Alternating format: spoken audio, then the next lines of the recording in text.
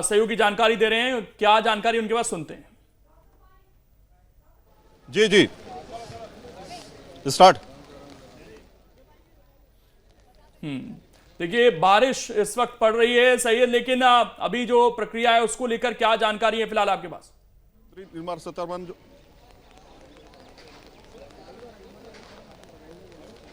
देखिए, वित्त मंत्री निर्मला सीतारमण कुछ ही देर में निकलने जा रही हैं वित्त मंत्रालय से। वो वित्त मंत्रालय पहुंच चुकी हैं, उनकी एक बैठक हुई, जो तमाम अधिकारी हैं, वित्त राज्य मंत्री हैं, उनके साथ में, सचिवों के साथ में बैठक हुई। और आप तस्वीरें देख सकते हैं, वित्त मंत्रालय में इस समय मौजूद हैं। वित्त मंत्री छठा अपना बजट जो है वो पेश करेंगी। अंतरिम बजट होगा। अंतरिम बजट का मतलब ये होता है कि कुछ ही समय के लिए बजट पेश किया जाता है, क्योंकि 3 महीने में जो है आम चुनाव है, और आम चुनाव से पहले जो खर्चे होते हैं एक तरह से, वो जो है उसको बजट में रखा जाता है। हालांकि अगर आप इससे पहले के तमाम बजट देखेंगे जो अंतरिम बजट रहे हैं, उसमें कई बार ऐसी बड़ी घोषणाएं की गई हैं। चूंकि ये बजट अंतरिम बजट तो होता है, लेकिन इसके साथ में चुनावी बजट भी होता है, तो सरकार ये मौका भी नहीं छोड़ना चाहती है कि अंतरिम बजट के अलावा चुनावी बजट है, उसमें लोक लुभावन जो वादे हैं वो सरकार एक तरह से करती हुई दिखाई देती है। चाहे वो टैक्स में छूट हो, या फिर अलग अलग सेक्टर्स में एलोकेशंस को बढ़ाना हो, इसके अलावा स्टैंडर्ड डिडक्शन को बढ़ाना हो, ऐसे तमाम फैसले लिए जा सकते हैं। लेकिन खास खबर जो सूत्रों से मिल रही है वो ये है कि जो टैक्स डिडक्शन है उसमें 50,000 की लिमिट जो है उसको बढ़ाया जा सकता है, जिससे आम जनता के पॉकेट में थोड़ा सा और धन जाए। इसके अलावा निवेश को बढ़ाने को लेकर के सबसे ज्यादा जोर होगा, उसे 2 लाख से 2.5 लाख तक किया जा सकता है। और साथ में बाजार में पैसा आए, लिक्विडिटी मेंटेन रहे, और अर्थव्यवस्था पर भी इसका सीधा प्रभाव पड़े। चूंकि $5 ट्रिलियन इकोनॉमी जो है उसको बनाना है, इसलिए कई ऐसे अहम फैसले जो सरकार लेना चाहती है, ताकि आने वाले समय में यानी 2024-25 में ही $5 ट्रिलियन इकोनॉमी हो जाए, इसलिए सरकार जो है ऐसे फैसले लेगी। अब देखिए, हलचल तेज हो चुकी है वित्त मंत्रालय से। वित्त मंत्री जो है कुछ ही क्षणों में अब यहां से निकलने जा रही हैं। यहां से आपको बता दें शेड्यूल क्या होगा।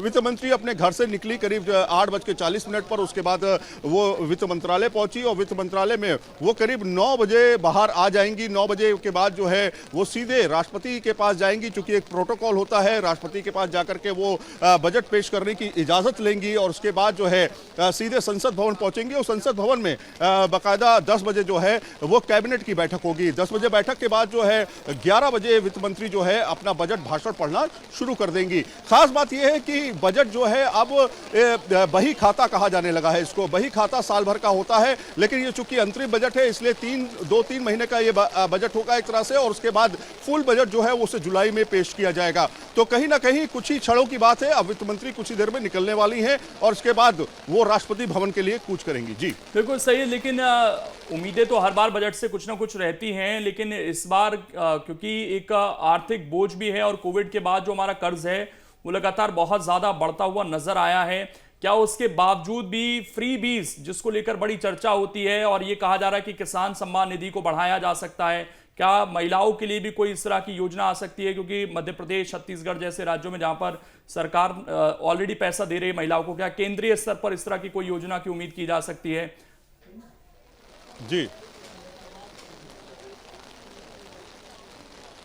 बिल्कुल, महिलाओं को लेकर के सरकार काफी ज्यादा फोकस्ड है। और ये बता दें आपको, वर्ल्ड बैंक की एक रिपोर्ट थी जिसमें कहा गया था कि महिलाओं का योगदान अगर भारत में बढ़ जाता है तो जीडीपी में 27% तक का इजाफा होगा। यानी कि कहीं ना कहीं बड़ी संख्या में जो कंट्रीब्यूशन होना चाहिए महिलाओं का, वो असल में हो नहीं रहा है। मैन फोर्स जो है एक तरह से ज्यादा है, वुमेन फोर्स जो है एक तरह से वर्क फोर्स, उसको बढ़ाने की जरूरत है। तो कहीं ना कहीं भारत में एंटरप्रेन्योरशिप और स्टार्टअप, स्टैंड अप जैसे तमाम कार्यक्रम जो है, आत्मनिर्भर भारत हो, ऐसे तमाम कार्यक्रम चलाए जा रहे हैं, तो उसको प्रोत्साहन देने की कोशिश सरकार यहां पे करती हुई दिखाई देगी, महिलाओं को आगे बढ़ाने के लिए। इसके अलावा किसानों को लेकर के एक बड़ी घोषणा ये हो सकती है कि अभी तक जो 6,000 किसान सम्मान निधि के तौर पे चल रहा है, 2019 में इसको लागू किया गया था। उसके बाद से आप देख रहे थे तमाम किसानों को जो है राहत पहुंचाने की कोशिश की गई, लेकिन इस बार जो है बताया जा रहा है कि 10,000 से लेकर के 12,000 तक जो है इसे बढ़ाया जा सकता है। यानी कि 2,000 रुपए महीने के हिसाब से, 1,000 रुपए महीने के हिसाब से जो है उसे किया जा सकता है। तो कहीं ना कहीं एक बड़ी राहत होगी उन किसानों के लिए जो अपनी जमीन में खोद करके के बाकायदा अनाज उगाते हैं और देश को चलाते हैं। तो बिल्कुल हर वर्ग को उम्मीद है। आमिर, आप बने रहिएगा, आपके पास हम वापस लौटेंगे। दिल्ली में तो देखिए बारिश भी हो रही है। हमारे साथ देखिए और भी लोग जुड़ गए हैं। Professor SK. मिश्रा जी हैं, अर्थशास्त्री हैं, सर आपका बहुत बहुत स्वागत है। जयंत वर्मा जी हैं, वरिष्ठ पत्रकार हैं। विनोद हमारे साथ ग्वालियर से जुड़ गए हैं और नीलम भी हमारे साथ भोपाल से जुड़ चुकी हैं। सबसे पहले एस.के. मिश्रा जी, जिस तरह की इस वक्त हमारी आर्थिक स्थिति है, इस अंतरिम बजट से क्या उम्मीद की कर रहे हैं आप, और क्या कोई और बहुत बड़ा ऐलान चुनाव से पहले हमें देखने को मिल सकता है?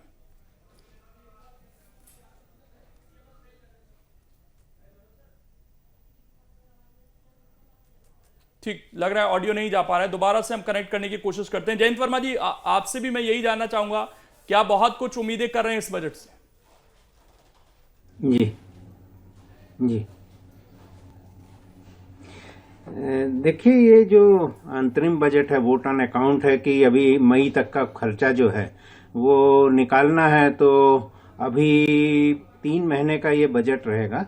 पर इसमें चूंकि चुनाव है तो मुझे लगता है कि ये किसान को फोकस किया जाएगा काफी, तो किसान सम्मान निधि बढ़ाई जाएगी ऐसी उम्मीद है। और जो कर्तव्य पथ पे 26 जनवरी की परेड हुई थी वो महिला फोकस थी। ये अमृतकाल है, तो अमृतकाल में महिलाओं पे काफी जोर दिया गया है। तो मुझे लगता है इस बजट में महिलाओं को भी काफी कुछ राहत मिलेगी। गैस के दाम हो सकते हैं कम हो जाएं, और उसके साथ ही साथ पेट्रोल पे भी कुछ राहत दी जा सकती है, क्योंकि ये बजट के पहले लोगों को महंगाई ये बहुत ज्यादा परेशान कर रही है। तो किसान है और महिलाएं हैं, ये 2 चीज काफी महत्वपूर्ण है, और उसमें इन लोगों को थोड़ी सी राहत की उम्मीद लगती है। अब देखिए कि क्या बजट में प्रस्तुत करती हैं, पर जहां तक लोगों की उम्मीद है कि ये महिला और किसान, ये 2 वर्ग ऐसे हैं जो कि चुनाव में काफी योगदान होगा उनका, तो इसलिए इनको राहत दी जाएगी और इनको काफी कुछ सुविधाएं मिलेंगी इस बजट में, ऐसी उम्मीद लगती है। बिल्कुल बिल्कुल जयंत जी, देखिए पूरी उम्मीद है कि इस बार कुछ खास इस बजट में रहेगा। नीलम, चूंकि आपने महिलाओं से भी बात की थी बीते दिनों और उनको काफ़ी ज़्यादा उम्मीदें थी, और ऐसा अनुमान लगाया जा रहा है कि घरेलू गैस सिलेंडर के जो दाम लगातार बढ़ रहे थे उसमें कहीं ना कहीं कमी आएगी। तो यानी कि मानकर चले जो किचन का बजट बिगड़ जाता था महिलाओं का, वो इस बार थोड़ा सा संतुलित रह सकता है।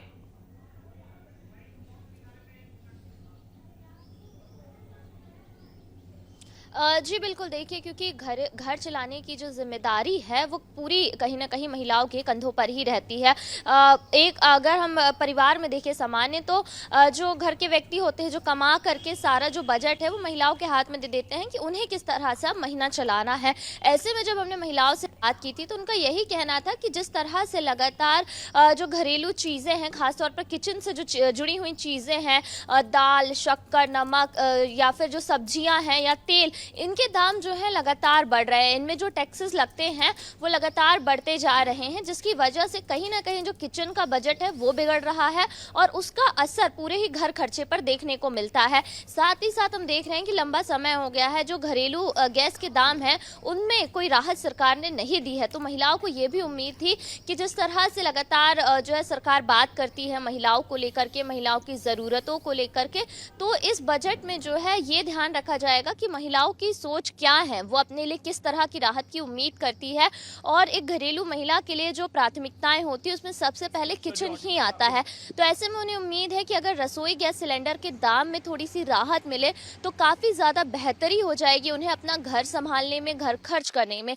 इसके साथ ही साथ एक बड़ी बात महिलाओं ने ये भी कही थी कि जिस तरह से लगातार स्कूलों में या फिर कहना चाहिए शिक्षा में जिस तरह से खर्चा हो रहा है आजकल, चाहे स्कूली फीस की हम बात करें, किताबों के दाम की बात करें, स्टेशनरी के जो तमाम उनके बच्चों की ज़रूरतें होती हैं, तो अगर वहाँ पर सरकार थोड़ा ध्यान देती है, इसके साथ ही साथ इनकम टैक्स की जो रिजीम है उसमें राहत की उम्मीदें महिलाओं को है, क्योंकि आजकल महिलाएं भी घर से बाहर निकल रही हैं, कमा रही हैं, प्राइवेट सेक्टर्स में हम देख रहे हैं कि धीरे धीरे महिलाओं की जो संख्या है वो बढ़ रही है। वो खुद भी जो है डायरेक्ट और इनडायरेक्ट टैक्स पेयर्स है, तो ऐसे में वो उम्मीद कर रही हैं कि इनकम टैक्स में जो है थोड़ा बहुत राहत सरकार की तरफ से मैं दी रोक जाए। रहा हूं भले ही आपको, ये अंतरिम तस्वीरें, यही वो बही खाता है जो जिसके अंदर पूरा डेटा है अगले कुछ महीनों का, क्योंकि ये छोटा बजट होने जा रहा है अंजलि, और परंपराएं बदली हैं। पहले हाथ में ब्रीफकेस होता था, लेकिन अब ये बही खाता है और डिजिटल, क्योंकि अब देश हुआ है तो उसी तरीके से बजट भी रखा जाता है। तमाम अधिकारियों के साथ मीटिंग हुई और उसके बाद अब राष्ट्रपति के पास यहां से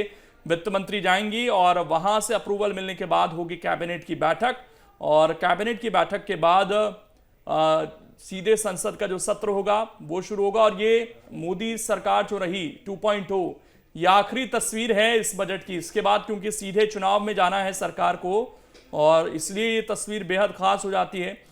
और निर्मला सीतारमण को क्योंकि मौका मिला कई बार बजट रखने का, तो क्या छाप वो इस बार छोड़ पाती हैं एक फाइनेंस मिनिस्टर के रूप में, ये भी देखने वाली बात होगी, क्योंकि उनके पास भी इस कार्यकाल में कम से कम ये आखिरी मौका है। क्योंकि बात हम करते हैं, मनमोहन सिंह की बात होती है, उनके बजट को याद किया जाता है, या फिर पी चिदम्बरम को लेकर भी काफी बातें होती हैं। एसके मिश्रा जी हमारे साथ जुड़े हुए हैं। सर, ऑडियो मिल पा रहा है आपको मेरा?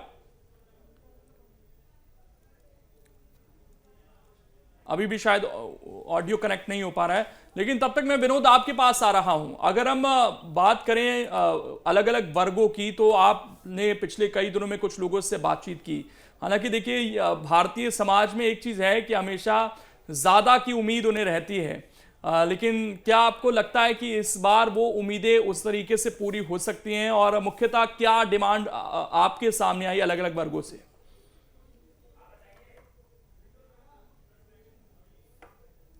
बजट पूरा देखिए चुनाव से प्रभावित बजट रहेगा, क्योंकि आने वाले दिनों में आम चुनाव होने हैं और इस आम चुनाव में उस वर्ग का सरकार ज्यादा ध्यान रखेगी जो चुनाव में ज्यादा भागीदारी निभाता है और पिछले विधानसभा चुनाव में निभाया है।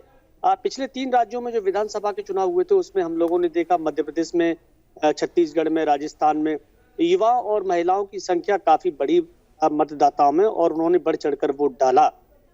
भारत सरकार और देश के प्रधानमंत्री लगातार इस बात को कहते हैं कि हम नारी का सम्मान करते हैं और भारत में मैं थोड़ा सा रोक रहा हूं आपको, दिल्ली से कुछ जानकारी आ रही है। सईद आमिर हमारे साथ जुड़े हुए हैं। जी आमिर। और जो रिपोर्ट्स हैं वो चूंकि लगातार आती रही हैं कि इस बार का बजट भी जो है लोक लुभावन हो सकता है, एक तरह से चुनावी बजट हो सकता है, तो उससे इनकार नहीं किया जा सकता। चाहे वो किसानों को लेकर के, किसान सम्मान निधि को बढ़ाने को लेकर के फैसला हो, या फिर टैक्स में छूट देने को फैसला हो, ये भी चीजें हो सकती हैं। तो ऐसा माना जा रहा है कि इस बार का बजट जो है वो मुस्कुराहट भरा हो सकता है आम आदमी के लिए। जी बिल्कुल, ये मुस्कुराहट भरा हो सकता है। और यहां से अब क्योंकि वित्त मंत्री निकली हैं, ये तस्वीरें भी हम दिखा रहे थे, और ये आज की तस्वीर, यही बही खाता देश का, एक मुस्कुराहट वित्त मंत्री के चेहरे पर अंजलि और अधिकारियों के चेहरे पर। और अब क्या यही मुस्कुराहट आ पाएगी आम लोगों के चेहरों पर भी, ये देखने वाली बात होगी। और ये जन कल्याणकारी बजट, इसे देखिए लोकेंद्र कहा जा रहा है, और कितना खरा उतरता है उम्मीदों पर ये बजट, वो भी देखना होगा। थोड़ा सा और इंतजार करना होगा। किसानों, युवाओं को खास सौगात इस बजट के जरिए दी जा सकती है, और साथ ही किसान सम्मान निधि जिसको बढ़ाने का फैसला भी लिया जा सकता है इस बजट के जरिए। कितनी सौगात, कैसी सौगात मिलेगी, थोड़ा सा इंतजार करना होगा। वित्त मंत्री निर्मला सीतारमण जो कि अब यहां से निकल चुकी हैं, इकोनॉमी में तो जीडीपी में जो योगदान है वो अभी कम है, इसलिए कोशिश की जा रही है कि बजट से जो है ऐसी चीजें की जाए जिससे महिलाओं की भागीदारी खासतौर पे व्यापार में और इसके अलावा रोजगार में हो सके। महिलाओं की भागीदारी पर देखिए खास फोकस किया जा रहा है। और लोकेंद्र, आपको याद होगा कल जब राष्ट्रपति द्रौपदी मुर्मू जब बोल रही थी, उस दौरान उन्होंने कहा था कि लोकसभा हो चाहे राज्यसभा हो, पूरी तरीके से भागीदारी महिलाओं की बढ़ी है, और इसी पर सरकार का फोकस है कि कैसे उनकी भागीदारी बढ़ती जाए और साथ ही महिला कल्याण किस तरीके से हो, और इस पर इस बार फोकस भी सरकार का है। अगर वोटों के लिहाज से देखा जाए तो लगभग आधी आबादी है, और अंजलि अभी तक शायद उस तरीके से फोकस नहीं हुआ था, लेकिन पिछले 1 साल में अगर आप देखेंगे, चाहे महिला आरक्षण का बिल आया हो, या फिर मध्य प्रदेश, छत्तीसगढ़ जैसे राज्यों में बीजेपी ने महिलाओं को एक राशि देने की बात की हो, और अगर वो केंद्र में भी इंप्लीमेंट होती है तो ये बहुत बड़ी राशि होगी, क्योंकि किसानों के लिए ऑलरेडी सरकार 6,000 रुपये दे रही है उसको भी बढ़ाया जा सकता है। राशन जो है 2028 तक सरकार ने देने का वादा किया है, तो उसके लिए भी बजट एलोकेट करना है यहाँ पर। लेकिन हम केवल जो इस तरह की योजनाएं हैं जिससे कहीं ना कहीं एक सामाजिक संतुलन बने, वो तो इम्पॉर्टेंट है ही, लेकिन आप इंफ्रास्ट्रक्चर बिल्ड करने के लिए क्या कोशिशें कर रहे हैं उसके लिए भी बहुत जरूरी है। एक बार फिर से आमिर को जानकारी दे रहे हैं, सुनते हैं। करके सरकार काफी ज्यादा फोकस्ड है। निवेश को जो लेकर के 2 लाख से 2.5 लाख तक लिमिट की जा सकती है, ऐसी उम्मीद जताई जा रही है। क्योंकि अगर निवेश बढ़ेगा तो लिक्विडिटी मार्केट में आएगी, लोग निवेश करेंगे और उससे फायदा उठाएंगे। तो कहीं ना कहीं अर्थशास्त्री भी मानते हैं कि निवेश के अगर द्वार अच्छे खुल जाते हैं तो भारत की इकोनॉमी $5 ट्रिलियन इकोनॉमी तक पहुंच सकती है। बिल्कुल, तो बिल्कुल भारत एक बड़ा कोशिश तो यही कि जो हमारा इंफ्रास्ट्रक्चर है उसको बेहतर किया जाए। लेकिन जयंत वर्मा जी, अगर 20% के आसपास हमारा बजट केवल हम जो कर्ज ले चुके हैं उसको उतारने में दिया जा रहा है, और अब क्योंकि एक आम व्यक्ति तो कर्ज को यही समझता है कि नहीं भाई हमको तो ये वापस उतारना है, ये हमारे ऊपर बोझ है। लेकिन अब बड़े बड़े अर्थशास्त्री यही कहते हैं कि नहीं, कर्ज तो ठीक है अगर वो अच्छी जगह यूज हो रहा है, लेकिन अगर इस तरह की जो जनहितैषी योजनाएं हैं जिनमें एक डायरेक्ट कैश का ट्रांसफर हो रहा है, इससे कहीं ऐसा तो नहीं कि भारत की अर्थव्यवस्था आने वाले समय में उसके लिए अच्छे संकेत ना हो। अभी तक तो हमें अच्छा लग रहा है क्योंकि राशन भी दिया जा रहा है लोगों को, किसानों को भी एक पैसे देने की बात कही जा रही है, पेंशन का बोझ भी है सरकार पर। इससे जो इंफ्रास्ट्रक्चर बिल्ड होना चाहिए, क्या वो हो पा रहा है कर्ज के अनुपात में?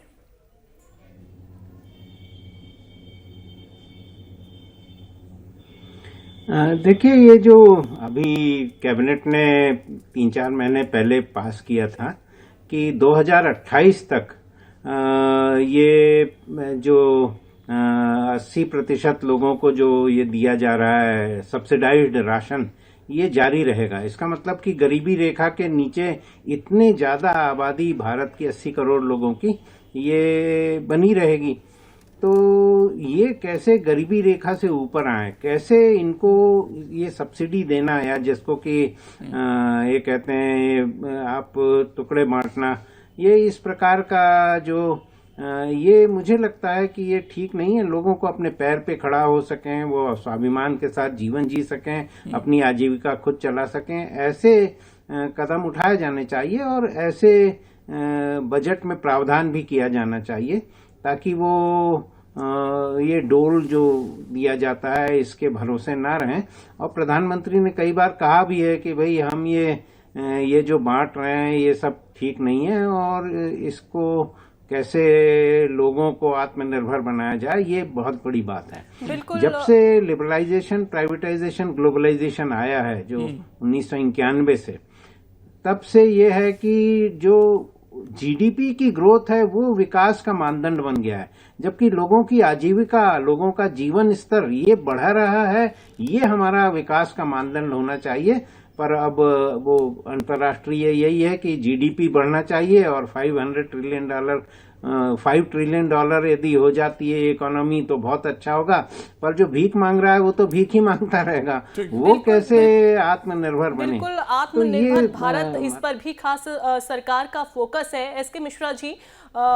लेकिन चूंकि चुनावी साल है और चुनावी साल से पहले ये कोशिश जरूर सरकार की तरफ से होती है कि हर वर्ग को साधा जाए इस बजट के जरिए। चूंकि अब ये मोदी सरकार 2.0 का अंतरिम बजट है, कैसे सरकार की कोशिश रहेगी कि हर वर्ग को साधा जाए और किसी को निराश न किया जाए? जी, बहुत बहुत धन्यवाद न्यूज नेशन पे अवसर देने के लिए। सरकार का चुनावी वर्ष जरूर है, लेकिन सरकार एक आत्मविश्वास के साथ आगे बढ़ रही है और ये भारत के अमृत काल में सरकार को ये भरोसा है, जग गया है कि उनको अभी एक दूरदृष्टि दे करके उसको करना होगा। चूंकि लोकसभा चुनाव अभी मई में है, इसलिए इंटरिम बजट तो उसका नियम ही रहता है भाई कि 2 महीने के लिए करना रहता है। लेकिन सरकार ने जब बार बार इस बार पर जोर दिया है कि हमको युवा, गरीब, किसान और महिला, 4 उसके डेवलपमेंट के स्तंभ है। और डेवलपमेंट में भी जब एक तरफ सरकार ये टारगेट रख रही है कि 2047 तक हम दुनिया की दूसरी सबसे बड़ी आर्थिक शक्ति बन जाएंगे, हम 27 तक 5 ट्रिलियन की इकोनॉमी बन जाएगा और 30 तक हम 31 तक 2031 तक 7 ट्रिलियन की इकोनॉमी बन जाएगा।